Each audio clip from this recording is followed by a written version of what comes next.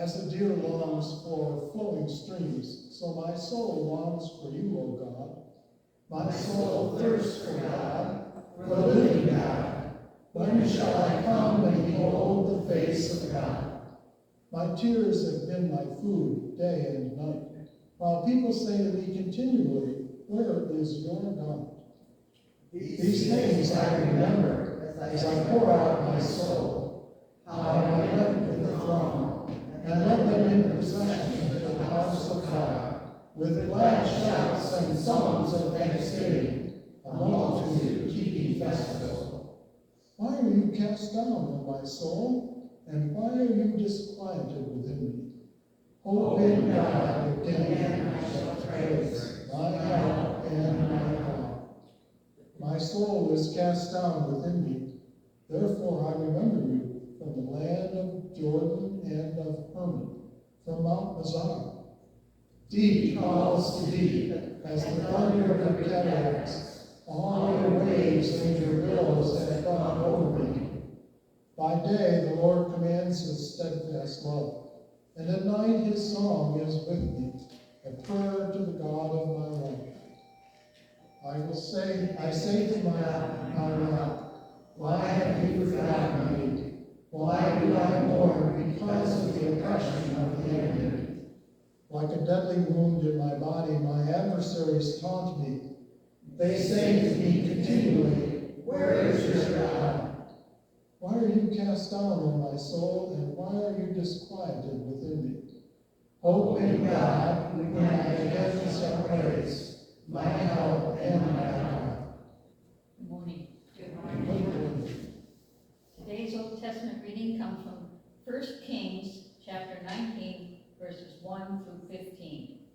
Ahab told Jezebel all that Elijah had done and how he had killed all the prophets with the sword.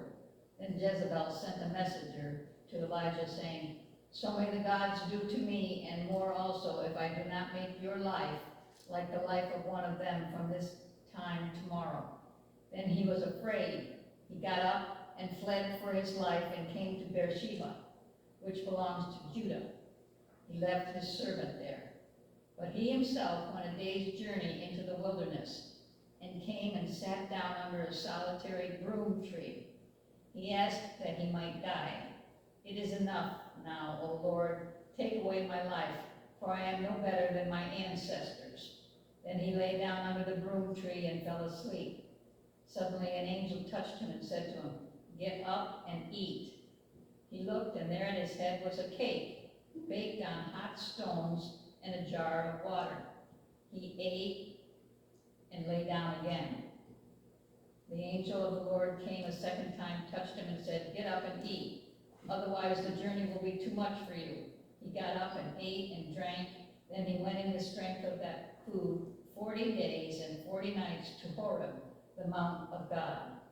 At that place he came to a cave and spent the night there. Then the word of the Lord came to him, saying, what are you doing here, Elijah?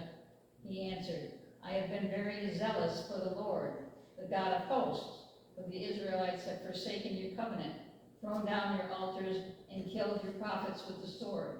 I alone am left, and they are seeking my life to take it away. He said, go out and stand in the mountain before the Lord, for the Lord is about to pass by. Now there was a great wind, so strong that it was splitting the mountains and breaking rocks into pieces before the Lord. But the Lord was not in the wind. And after the wind, an earthquake, but the Lord was not in the earthquake. And after the earthquake, a fire, but the Lord was not in the fire. And after the fire, a sound of sheer silence. When Elijah heard it, he wrapped his face in his mantle and went out and stood at the entrance of the cave. Then there came a voice to him that said, what are you doing here, Elijah? He answered, I have been very zealous for the Lord, the God of hosts, for the Israelites have forsaken your covenant, thrown down your altars, and killed your prophets with the sword. I alone am left, and they are seeking my life to take it away. Then the Lord said to him, go, return on your way to the wilderness of Damascus. When you arrive, you shall anoint Hazael as king over Aram. Today's gospel lesson comes from the book of Luke, chapter 8, verses 26 through 39. Then they arrived at the country of the Gerasenes, which is opposite Galilee. As he stepped out on land, a man of the city who had demons met him. For a long time he had worn no clothes, and he did not live in a house, but in the tombs. When he saw Jesus, he fell down before him and shouted at the top of his voice, "What have you to do with me, Jesus, Son of the Most High God? I beg you, do not torment me." For Jesus had commanded the unclean spirit to come out of the man. For many times it had seized him. He was kept under guard and bound with chains and shackles, but he would break the bonds and be driven by the demon into the wilds. Jesus then asked him, "What is your name?" He said, "Legion," for many demons had entered him. They begged him not to order them to go back into the abyss. Now there on the hillside, a large herd of swine was feeding, and the demons begged Jesus to let them enter these. So he gave them permission. Then the demons came out of the man and entered the swine, and the herd rushed down the steep bank into the lake and was drowned. When the swineherd saw what had happened, they ran off and told it in the city and the country.